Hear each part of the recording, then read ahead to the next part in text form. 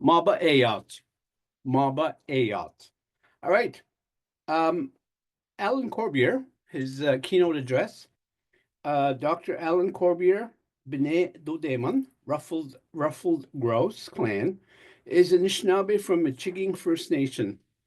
His research is focused on Anishinaabe language revitalization, narrative material, culture, and history. He has recorded elders in his community and is investigating ways to disseminate that knowledge in a more effective manner. He is an assistant professor at the history department at York University and holds a Tier 2 Canada Research Chair in Indigenous History in North America. Ganishna beganan Dutchmanda, Maba Ellen Corbiere, B'nai Dodeman, Maba Nishnabe Chiging Binjaba. Manda dus be min de kenjiget, noch ge go Maba min de kendan. Mem de ge go Nishnabe mwin war pska bujagadek. Minwa noch ge go biganan, me oja gajo ebak mine be min de kenigin. Mino gi nam gi record man. He recorded elders. Gi record. I couldn't think of a word for record. We bzindwin dog on the get is ijik. Mumpy enjabat gewi. Mino jin the kenjaga degen nin the kidwin and nor can I go nin the kenjage winan. Ushme worship kendamong in an effective manner. Mabadish Allen, mi man den nakit. Napskaget ude kchiknomagegam gong. Mise meojet batchaga degen gego. Min mandana, minosh mandam jignan, Tier 2 Canada, the Kenjige win pub win. Mompi eje Nishnabe wing. Alan just typed in there. Mzinate Shman get his engine. That's a good one. This is Alan. Mi gwech ebzind win go on edik. Mzinate Shman get his engine. Mi we non doing dog when they get his ejig bottom or notch go to hear the elders talk about different things of past. Gajue buk meoja. Aha, without further ado, I'll leave it to Alan Corbiere. Ojik. And bonjour Anishinaabe dok. Tam dash mi gachwa maba weekwam kowen in the Jacob Minoa he's done for introducing and for opening it up now with a prayer. And then Jacob also put in the chat Bin Doe Shema for recording people. Anyway, I'll try. Some of you may have seen this already, but I think it bears repeating. And I talked to some people, and I mixed and matched what I was saying here. And one of the things I wanted to talk about my dodem is this bine, rough grouse, and this is one that drums on these logs. So I just wanted to call this drumming up Anishinaabe. One of the things is we wanted. I like what he's said at the beginning about dialect. So I think we get too focused on that. And one of the things that I like about our dialects is sometimes somebody in a different communities kept a practice up and some words. So for instance, out in the Algonquian communities in northern Quebec, they still make birch bark canoes, and some of the people there would still know all the terminology that goes with that. Whereas in this area, in Nidom Mampim Nidominasing Minoagitaing, on in the Opchigo Bati and Anishinaabe Mjik. There's still lots of Anishinaabe speakers around here, but not too many make canoes, and they may not know all the terminology that went with that. Anyway, one of the things that this is kind of geared to learners, but also to teachers as well, because we got increasingly the number of teachers that we have in Anishinaabe King are are starting to become second language learners as opposed to fluent mother tongue speakers. That is just a generational thing that the ones that have been born with and grew up speaking Anishinaabe when they are retiring now, and so we gotta shift gears here as well. But one of the things you got to learn as a speaker about yourself is how do I learn best? And then when I started out, like what Isdor said, Isdor was one of my first teachers down at the Toronto Native Canadian Center, as was Alec Jacobs down there. Wasana Sin was the other one, and then Alec McKay, Nick Sant McKay, but he was also one of my teachers. And then Manis Wemigwas, also she was down in TO at that time. So they all helped me out. But of course, my uh, one of my first teachers, now my primary teacher, is my dad. And the other one who explains how our grammar works and is Marianne Corbiere Gizik. That's who kind of opened a big door for me. Back in the day, I was struggling with stuff and I knew like 1,000 words, but I didn't know how to put them together. And then I bought her course materials. I actually didn't take her course. I just bought the materials, and then I was just like, oh, this is how this works. And then that's when things just uh, took off for a bit there. And then they slowed down. But anyway, who do I speak Anishinaabe to? And you got to plan this out sometimes. You got to deliberately sit down with people that you know are going to speak Anishinaabe. So a couple of weeks ago, I saw Martina at a conference, and she's sitting there with Bev, her sister, and so ang gi wida ba mak kun the town Nishnabem jik we kwem kon the nikwek gi wida ba mak meanwhile gi Nishnabem talk, or I should say I pichik shkitoa as much as I could. I sat down with them, and then of course I get humbled when I sit with them, but it's also aspirational because then you think, well, this is what I'm trying to get to. And then where do I speak Nishnabem when? A few years ago now, maybe 10 years ago now, when I was a kid, we used to go to the band office. We used to go to the store here in Chiging, and you'd hear Nishnabemwin. You'd hear Nishnabemwin in the store. You'd hear Nishnabemwin at the band office. But now when I go to the band office in Chiging, Kaigiabe Nondoasi Awaya Nishnabemwin. I don't hear anybody speaking Nishnabemwin anymore in our band office. But I went up to Zgamak about, like I said, 10 years ago, and then Bejiga Nishnabem gi bebindege Nishnabem mat gi Nishnabem tuan ne jibige wenini kwen. So this guy, he comes in that I'm at the Sagamok band office, and he comes in and then he just starts talking to the receptionist there in Nishnabem.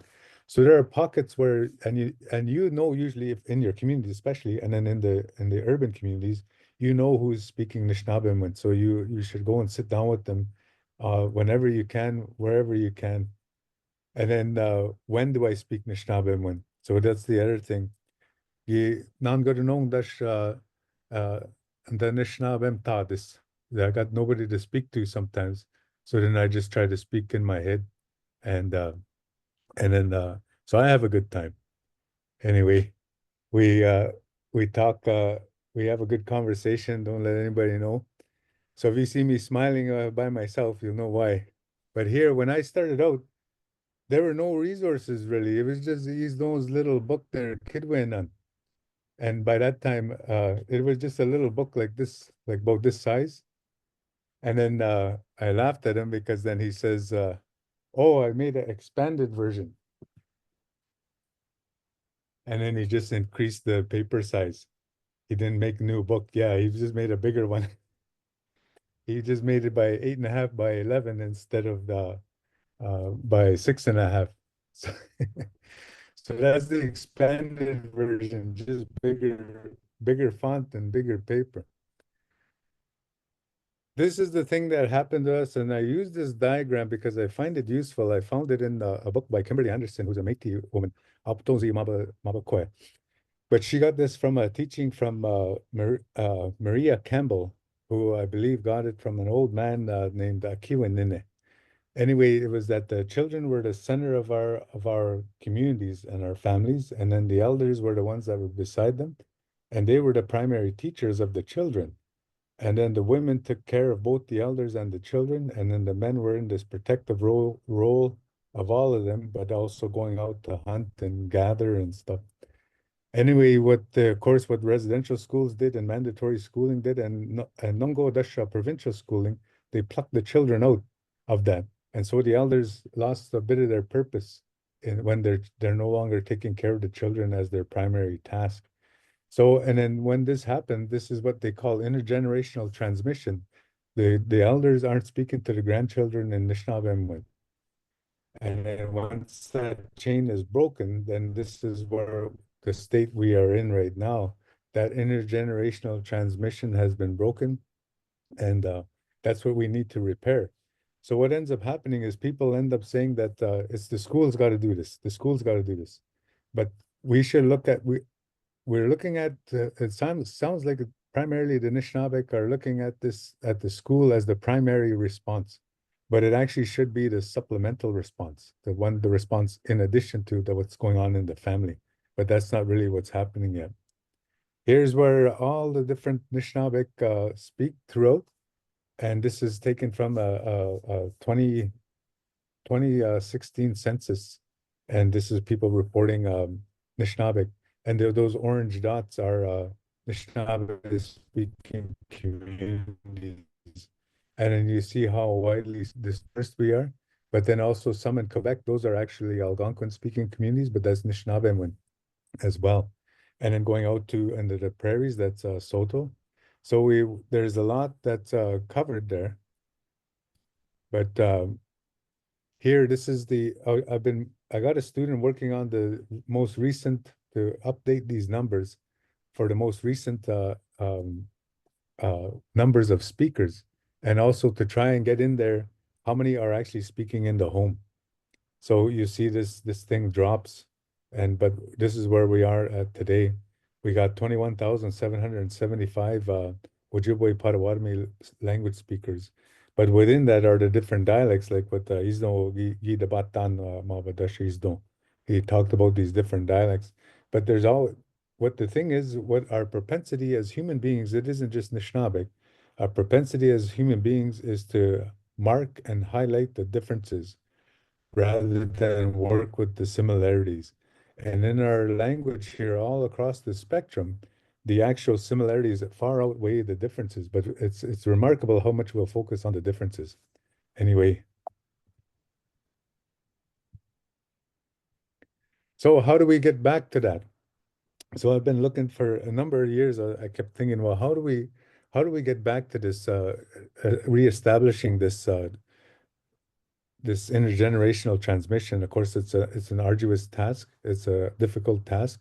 It could be really easy, but it's modern life and the choices we make it a bit more cumbersome to do.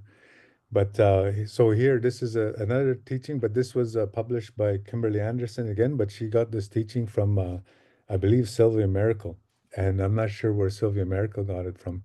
But this isn't 7 stages of life. This is more like 8. And here she lists each of the different stages, and then she puts beside under their stage their primary gift. So here, an infant will give joy instantly. If a baby comes into the room, people go right up are drawn to that baby, and then if that baby smiles, everyone just loses it, and it's like, oh, he smiled and stuff. But then once you get these toddlers, once they're learning to walk and stuff, and they start getting into everything, they're crawling around, they crawl, and then they crawl up a bit, support themselves on the walls, then that's when you start putting everything up higher up so that they don't put things in their mouth. Then you put those safety plugs into the electrical outlets. So their primary gift to us is to make sure that there's a safe environment. So that's what she says of that. And then a child just sometimes will just blurt out things at inopportune times, as many of you know who have had children. They'll just blurt, "Mommy or Daddy, why does that person doing this or that?" In a social context. So they just blurt out whatever comes to their mind. And it's usually just the truth. And then the youth, they challenge the status quo. Why do I have to do this? I don't need to do that. Why do I got to do this? So they're there to be kind of bit stubborn. And then we're the ones to try and coax them as well. But then once they get past that stage and they're young adults, then they start doing the work of the people. And if they're following this whole format. And then once after they do the work of the people a bit, then they find a compatible partner. Mage, let's meet such a work. And unless there's an arranged marriage reinstituted, they could then become parents, and then they become providers. And then a grandparent is the life teacher. But this is the distinction when we would say uh, an elder is the spirit teacher. So there's a transition from a grandparent to an elder. But the reason this diagram is useful is that across from each circle part, like the elder, the spirit teacher, their primary people to work with are the youth.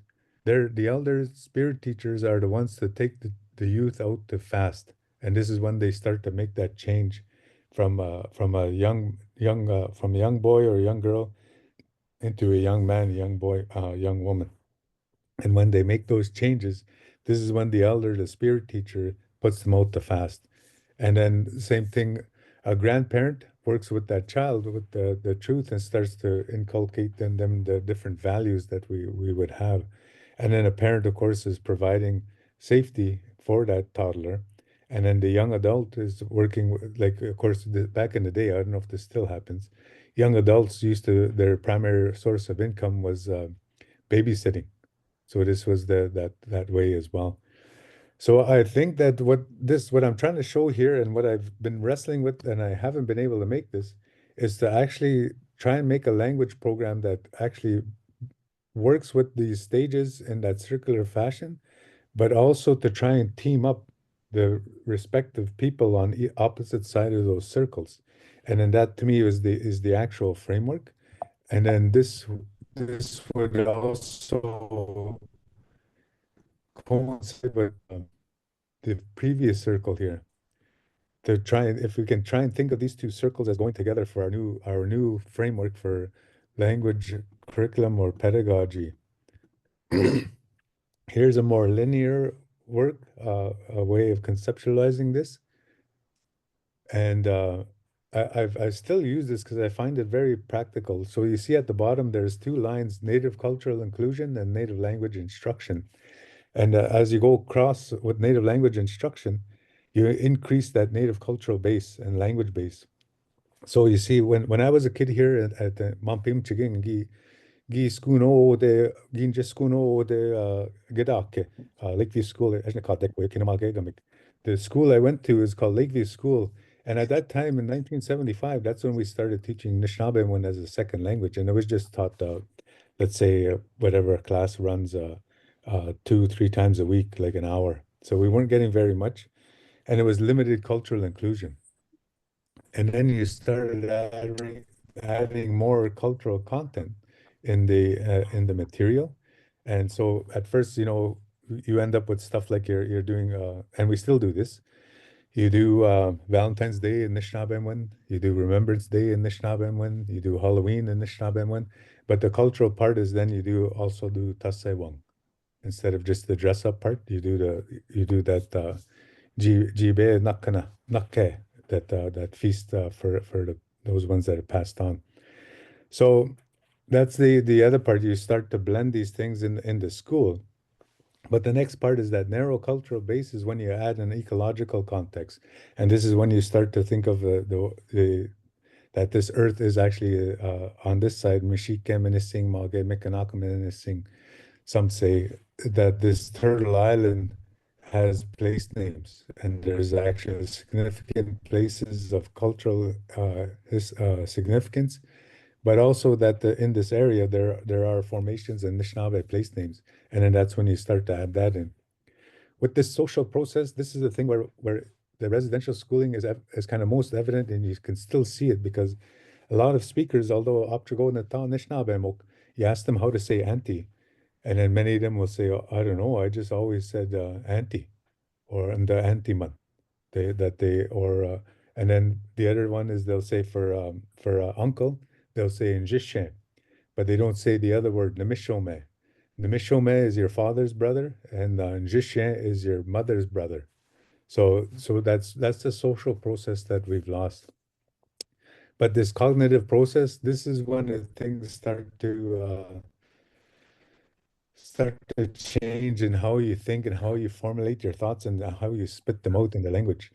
And like I said, when I talk to my dad, he comes over visit or I go visit him or we're going on a ride, whatever. Then I'm struggling for a word and I'm almost getting the word. It's at the tip of my tongue. and it doesn't come out, or if it comes out, it's a bit wrong, and then he'll say a word that just encapsulates what I was trying to say, and I was like, oh, that's how you should how that's how it would be said by a real speaker instead of how I was trying to formulate this or that word, eh? So that's the cognitive process. And I heard I was at a meeting in Mio de Gitaganzi being in Nishnabek maybe 2 weeks ago, 3 weeks ago or so. Well, more than that actually. Anyway, Nelson Toulouse was there, and then he says he was saying, I like to listen to the this new learners of our language, and they're very, he says, formulaic. He says, but with Nishnabemon speakers that's their first language, they kick out whole thoughts instead of individual words within a sentence. And I knew what he was saying, how he was describing that. I knew how he was saying because we all have heard that Nishnabemon is verb based, and we see this a speaker will just put those all together, those morphemes together in a way that just um, encapsulate a whole process. Whereas in English, we try to pick apart the process and give a word to each thing. So that's the difference. You might not know what I'm saying there, but some of you speakers probably know what I'm saying. Meimanda, I forget. Oh, Victor. I can't see the last name on this map. I found this map online, and it's kind of one of the closest representations now. But a lot of times you see the map on the internet, and it'll follow the U.S. border. It'll cut out the Michigan, Wisconsin, and Minnesota Ojibwe Anishinaabe King, eh? And it'll also stop at Ottawa. I mean, Ontario border and stuff like that. But anyway, this is Anishinaabe King. And to me, when we look at this dialect, people would come from all the way out, Bashjaing over there, Winnipeak, Maimampi, Wabanung King, Gi Gibijawak. They would come this way, and we would go that way. And then back in those old days, we didn't, we just learned how they spoke, and we made the modifications as we went along. We didn't actually say, you speak a different dialect, I'm not going to talk to you, or I'm not going to learn your dialect. We actually all intermingled, and this was the other thing, we intermarried as well. But there's places all over this land here, and one of the things that we have in that I try to tell people, and I heard I went out west gi boz Bashjiganing gi ne Pizode BC for a meeting. I went over to BC, got on the plane, and then I met this fellow. I can't say the nation's name anymore, but the elder's name was John Elliott. And the thing that when I was at that meeting, it was a language revitalization meeting. The thing that he said was, our language ties us in sacred ways to our homelands. So our language ties us in sacred ways to our homelands. And that kind of is one of my mantras, that our language ties us in sacred ways to our homelands. But if you don't know the language and you don't know the place names and you don't know the stories that go with those place names, or you don't know why it's called that, your sacred tie has been diminished. But you can strengthen it by learning those words. So this is a map I made. I shouldn't say I made it. I did all the research for it, and then I got Nikki Recollet from Wikwampong, I mean Wapiti, to make this. She's a GIS, Geographic Information System technician. So she put this on the map, and then we got to get a few more permissions. But then what's going to happen is this is an online tool, and then you're going to scroll on those names, and then up will pop up the story. And so you'll see that there are different stories of different versions of the story, also the different versions of the spelling. And then you'll be able and then there'll be pictures. Like I've gone to the majority of these places, and I've taken my own pictures, but sometimes people have already gone there. Like, so that place called Recollet Falls on the French River. If you go down Highway 69 by that old that visitor center on the French River, you go there and then you walk down that trail and you go along the French River, then you'll get to the Recollet Falls. But that Recollet Falls, according to our story, Nishnabé Adzokan, Mabadash Nanabojogi, Nashkawan Noe, Mishir Waba Mikkon. This Nanabush was chasing this giant beaver that was named Mishawabamik, the giant white beaver. And then he got there, he got stuck there. Up to go, gim the Mick. He was so fat and big that wall as that river was shallow there. So then he started scrambling to try and get away from Nanabush. But as he did that, he drew up all these rocks, and then that made the rapids there, the little falls. So it's kind of to me, I think of a falls as something higher than whatever, but it's not Niagara Falls, that's for sure. So here I went to this place called Puckasquaw National Park, and because I went and did a talk at Mishpacotton, and I'm looking for this place called Nanabojo Mizindi. Well, that's what my dad and I modified the different dialect has a different name for it. But in the story, Nanabush jumps from Mishpacotton Island onto the shore. And then when he hits the shore, he slips and he falls. And then where he fell, he left his bum prints on the shoreline in the rock. So that's what the name is there, but that's how I remember it. Nanabojogi Mizindi. He left his bum prints in that rock. So I was going around there, and then I had Google open, and then what popped up on that North Shore was a place called Wabuzo Namadabit. And I was like, hey, this is we got one on Manitoulin Island. When you go to Weequampong on Bidwell Road, you make that big hairpin turn by that farm, and then you'll see a big rock sitting there. And then you go up that hill, and then that's the one that I was told is Wabuzo Namadabit. And then I read in the legend, and I went there this past summer with my wife. We went up. It's called Rabbit's Back. So if any of you are by Keewaydin Casino of St. Ignace, go on Google, and you'll see it'll say Rabbit's Back, and it's just a little. It almost looks like you'll be trespassing because you can park there. There's a little place to park, and then there's a chain across the road. But it is a cleared area, and it's a very trail that's very manageable. And then you walk all the way up there. But that's the story is that Nanabush sat there after he learned he was an orphan, and then he killed his one of his brothers. And he was just so upset. They said that he sat there and he just thought of his actions and of his life. And they said that "Apchugogi mangash kawe kchigame," that the water was just broiling and the waves were just going, and it was actually because of his state of mind that's how that was. Anyway, you can go there at St. Ignace, south of St. Ignace. Then after you're done, you can go pop in a few dollars at the casino and contribute to the Nishnabek over there, and then go on your way. You will have a double cultural experience, one based on land-based, one Talge Gamagong based. So you can do a double duty there.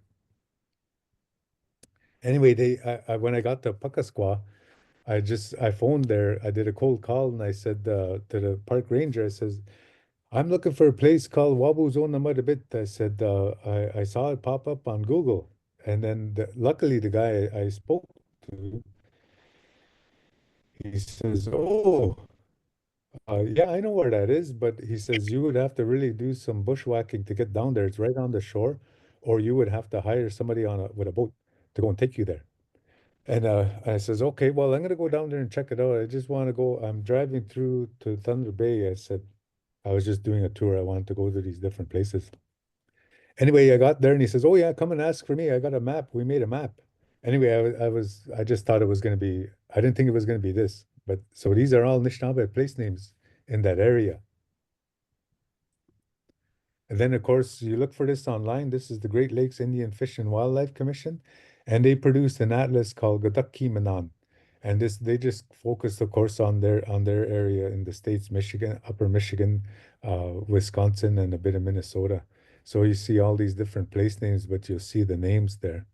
So we got a lot of things, but And then of course you go if Gishpin dash Gishpinadoyan, Gishpinadoyan Bejik Mazinagan, Ejnikadik Sounding Thunder, the stories of Francis Pegmagabo, Mabadash Wapshke Makwa, Brian McGinnis, Gajibiyang. He made these maps, and they're in the book that he published called The Sounding Thunder, the stories of Francis Pegmagabo. But these are principally stories all around Wasauksing and then along the Highway 69 corridor. So, and then he has the stories that goes with it. So these are what I'm basically saying again, and I want to reiterate what that John Eliot had said. Our language ties us in sacred ways to our homelands. And then you'll see there's different places here called like there's one called Nanabush Nang, and then also Mako Stigwaning, and then Getche Bito Bindige Biak, and there's stories that go with these things, and they're in that book. But these have to be the thing that happens, I find, is the people will buy this book and they'll teach it, but they'll teach the English, which is one step towards what we're doing. But the next step is to do the just the Anishinaabe one, and we're not quite there yet. And that's why, again, like I was saying, we got to bring it in the home, not just have it, not just have it in the school. And then these different tools, we're making different tools, but our tools have to coincide with where we are at, and that's what this is. One these tools are. If we have English on these things, we're if we have English on these maps and stuff, and in these stories, it's made for learners. And then, but what's happening is when you're doing that with the learners, you're giving them an out, you're giving them the answer with the English. At one point, we have to move to monolingual Ojibwe texts, monolingual Anishinaabemowin recordings in the school, and monolingual maps. And because each time we put English in there, you look at it and then you say, oh, Jishi about Tigwayang. Okay, well, I don't know what that is. Then you, if the English were there, then you would actually use the English instead of Jishi about Tigwayang. So, but this is a map I made, and you see those red marks. I made some mistakes, and then I tried to erase the mistakes, and then it erased the whole thing. So then I clicked undo, and then everything came back, and I just said, okay, I can't correct this. I'm just going to use it as this. This was before I met Nikki Recollet. So I got to get her to make this. But what he made this, Robert Potash, he actually has the oral tradition. He wrote it down in like 1910, and he said this is the route that the Anishinaabe took when they chased the Nodawik out of southern Ontario, and he named each of these places. But I added Kinamage Wapkong there just because I was making the map. And then here I worked on a project with at York University with my colleagues, but we were working on decolonizing um, what was then called Black Creek Pioneer Village. And so people were opposed to the name Pioneer. And then but what my job was to look at the Anishinaabe names. And we already had a Peter Jones, the Reverend Methodist. He made his father was Augustus Jones, and he was an Irishman, but he married a Anishinaabe Kwe and a Mohawk woman. So he had two families going, just like that Sheena Easton song. My hubby works 9 to 5, two families waiting for him when he gets back home on the morning train or whatever it was called. So this guy has two families, Nottoway, Minwa, Anishinaabe. But he wrote down the place names in and around the Toronto area that the Ojibwe used, the Mississaugas used. But he spelt them really all different ways. So what I did was I regularized the spelling and based on what the meaning is. So like here, for instance, a Tobacoke, we say that now a Tobacoke. But here the thing is what they used the letter O for back then is like how now what we say you hear people say it is still Wakumakong, like King Kong, but the word is actually Wikwem Kong. But English has influenced us because we're using their alphabet. So that's why we mispronounce Wikwem Kong all the time. And we say Wakumakong. And then here that's the same thing with this Tobacoke. It's a dope is the alder tree. adobe. And if there's lots of it there, you say adobakak. That's what that name means, adobakak. And the same with mimiko. That mimiko is the same thing that ko. Now we say ko, but they were using it for long A sound, like King Kong. So it's actually Mimi Kong. And Mimi is a dove, or back in those days, passenger pigeon. So there was lots of those passenger pigeons there. That's why they call it Mimi Kong. Anyway, so what I was influenced by was this book called Wisdom Sits in Places, and it was a linguist wrote this. He worked with Apache people, and this elder took the people around, and I mean the linguist around, and the elder showed them in a very deliberate fashion, showed them the different place names, and the linguist went and recorded them and took pictures. But he didn't realize till the elder said like a month later, "Okay, we're done. I've taught you all that I wanted to." And he says, "I hope you noticed that the first time we went around, we just talked about the descriptive names, and this is when the Apache came to this area and they were getting to know it. So they just said that this is where you get whatever. In our context, this is where you'll get pike. This is where you'll get strawberries. This is where you can make a sugar bush, that kind of thing." Then they said that the next round of place names I showed you were settlement names, where the different clans settled.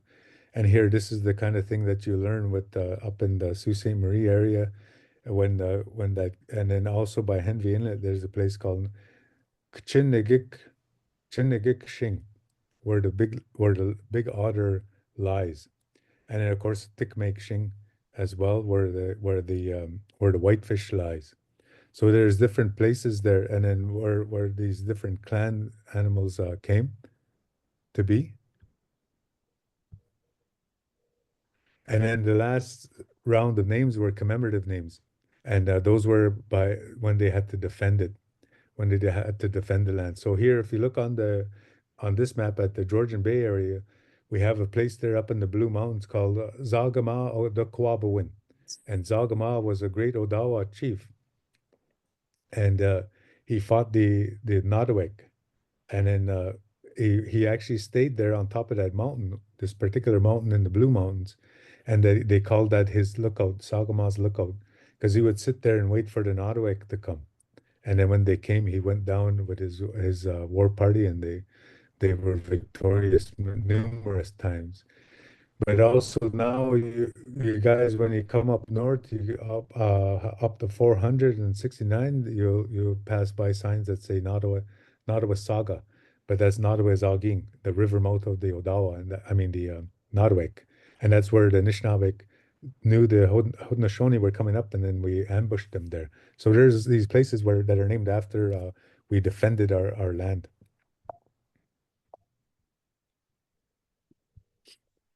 So here, this is some of the books that teachers will use, and I of course I collect these things. I use these things, and but why I wanted to show these five is I got a colleague of mine, Dustin Bowers, and he's a linguist, a Jagannash linguist, and he and I have worked on and off for a number of years now since I was at Lakeview. And we were trying to make a Anishinaabe spell checker before, and it was going to coincide with Anishinaabe online dictionary that Marianne Corbiere and Rand Valentine made. So one of the things that we run into is that we have to, people are using different spelling systems, or sometimes people spell things differently. So when you try to look them up in a dictionary, you can't find it sometimes. So anyway, I just chose these five books to focus on. And of course, one that I'd actually, while we're looking at these pictures, I've said this before, well, a number of different times. One day when I teach Anishinaabe history in Anishinaabe, one of the books I'm going to use is Sholi, the early years. And I'm going to hopefully be able to use that just the Anishinaabe, the monolingual Anishinaabe. And I encourage you all to buy that book. I know people really want the Mishomis book stuff, like all these uh, deep legends and that kind of thing. But Sholi's book is just her lived experience as well as her parents and family experience. And I think that that's really valuable to teach what we as a people went through and how we held on to certain things. So anyway, I always try to talk to Sholi about when's the middle years coming out, and so she says, "Oh, it's in the works." So I'm waiting for Sholi the middle years to come out. Anyway, these books were chose specifically as we did a workshop with Rainbow District School Board. And this should be part of any curriculum in elementary school. The first one, the Nabe Masadang, Water Walker, because that's a significant initiative and it's still going on, these water walkers in our communities. And so this is actually history in the making. And then of course, Memingwa Quest. This is a book that was put out by Anishinaabe Nation, and it's about the residential schools. So this also has to be should be in our standard curriculum.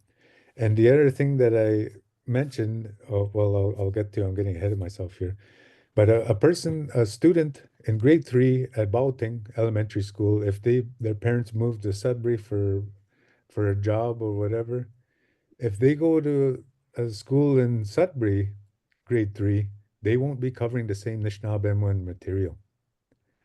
So that's the thing is if we agreed to use these resources all across the board, North Shore of Lake Huron, then we would actually, I think we would be further ahead and then students would actually learn. Because if a student is in grade 3, Algoma District School Board, and they move to grade 3, Perry Sound or Near North District School Board, they'll get the same math, they'll get the same geography, but they won't get the same Anishinaabe one. And that's the thing that I think we have to start to do. Anyway, here, these resources, of course, do double duty. Teachers use them in the school, in the classroom, but parents use them with their adults. And then also, we use them as learners ourselves. And one of the words that I remember in Sholi, the early years, is Ogemakan da this da zwin, as a word um, for self-determination. I was like, oh, I never thought of it that way. That's a neat word of Ogema Kandwa, you're the boss over somebody. And then so she just changed it to make it what we would call reflexive. Ogema Ka done this. I think I'm mispronouncing it at that point, but it's you're actually the boss of yourself is what that means. So what level and ability are you at, or your students are at? Can the students move from one class to another and cover the same material in different district school boards and in different and even different res schools? And what resources do you use? And remember, I said that I started doing this 30 years ago. And literally you could really just count on your hand how many stuff that was actually there, out there, language wise. And some of it, a lot of it was homemade. Now we got more, as I showed with this stuff, we got a lot more beautiful stuff, beautifully illustrated, nice glossy. The stuff I was learning from were stapled together and or spiral bound and then somebody using a coloring pencil to color it. Now we got all this these marketing stuff here.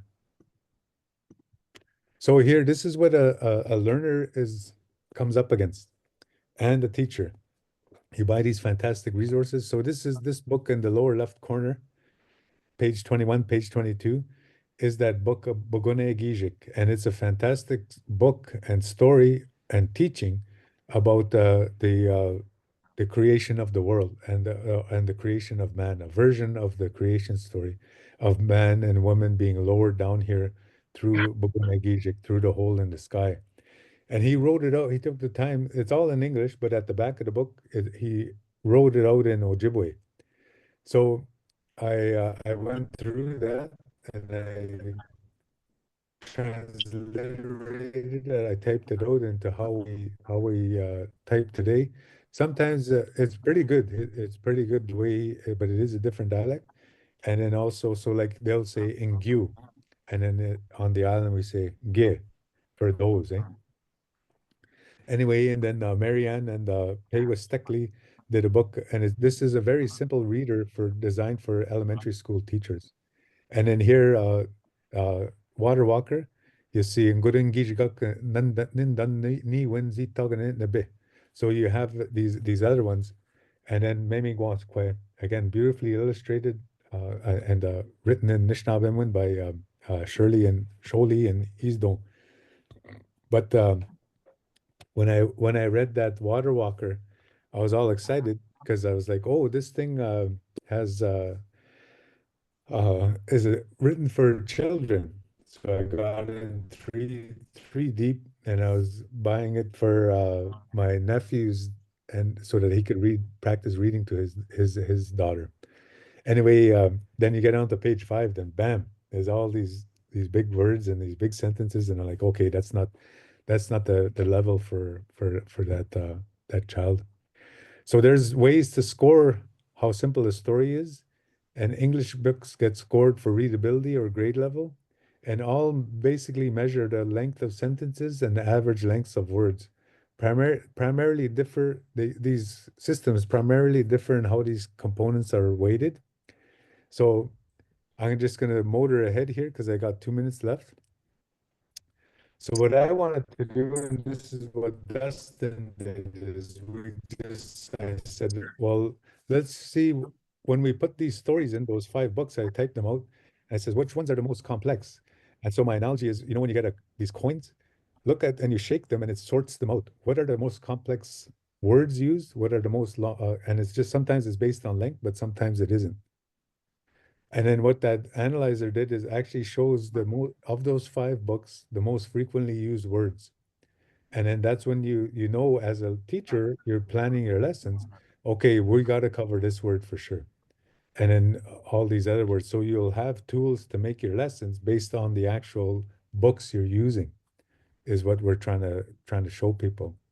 So here, these are the frequently mentioned words, but again, in Ojibwe, if you say Bimadze, these are the root, how the dictionary would list these words. Bimadze, Kira, Kendan, Windamawa. But here's the different ways that they get manipulated in the stories. And this is where the students don't have the means to handle this. And that's why you as the teacher have to teach this and get them be able to be proficient enough to handle all this variation. So if you see in that column Bimadze, there was 28 times it was used in those 5 storybooks.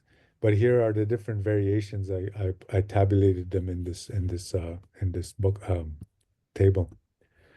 So here they use this. There's already a system that exists, and it is basically how long and it's used for English, but it actually the principles can be used for Ojibwe as well. So here, this is an example that Dustin came up with. Abajichigan, it means tool in different dialects, and it has the same number of syllables as Nim Shan Suk, little dogs, but Nim Shan Suk is more complex because it takes the noun dog, and then it takes the diminutive form s, and it then takes the plural form ak. So it's a more complex word, and it would thus get a higher score on the complexity chart as opposed to Abajichigan. So that's one of the things that we've tried to factor in. So here, these are the 6 stories, and these are the most complex. The most complex of those stories was Nabe Eb Masadam, and then followed by Memingwakwe, and then Bagunegijik, and then Waaskone. Oh, this was a story by Basil Johnson. And of course, all you know, Basil doesn't conform to the double vowel orthography, and he writes it using A and U, and that's a Methodist and Anglican inspired orthography. Anyway, I transliterated what he wrote into double vowel orthography, and then he had another story, a Nungok. So these are again fantastic cultural stories that should be taught all around the Great Lake Huron. And then Bojo Mangan, this was the story, and that you see that 6.5, that has that's the least complex of the books, and that's the one that should be taught at grade 1, 2, and 3. Then these Nabe Eb Masadam, And Memingwalkwe, that would, by going on this scale, it should be taught at grade 8 or even at high school, grade 9, 9 or 10. So this just shows how we go through, how Dustin goes through making these scores. And then here, this is I'll send this to, you're gonna get mad and frustrated if you try this right now. And it's because all of these, you have to, if you enter this into the analyzer, it has to conform to the way the Anishinaabe online dictionary spells it. So some of you are going to get frustrated, uh, uh, especially like some, I still see some people spell Ani, Ahnee. That ain't going to show up. And then if you use EE, you ain't going to get anything here. And then also I see people spell miigwech with a TCH. That ain't going to get in here. It's not going to show up because we don't use TCH. That's a Jesuit convention, miigwech, Migwetch. So you're not going to get anything out of that if you spell miigwech that way. So yeah, it has to conform to this. So I see it's 11 o'clock. Miigwech, thank you for inviting me. And I left no time for questions, but I guess you got a energizer going on now, Andale? Miwe, Okay. miigwech kabjayin, ojik, Now, min,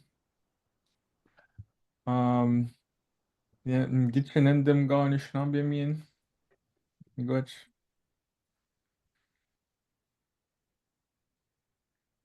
How? Miigwech ojik, miigwech Ellen, apchugogi mami kton, nishin mandagege bemenunkian.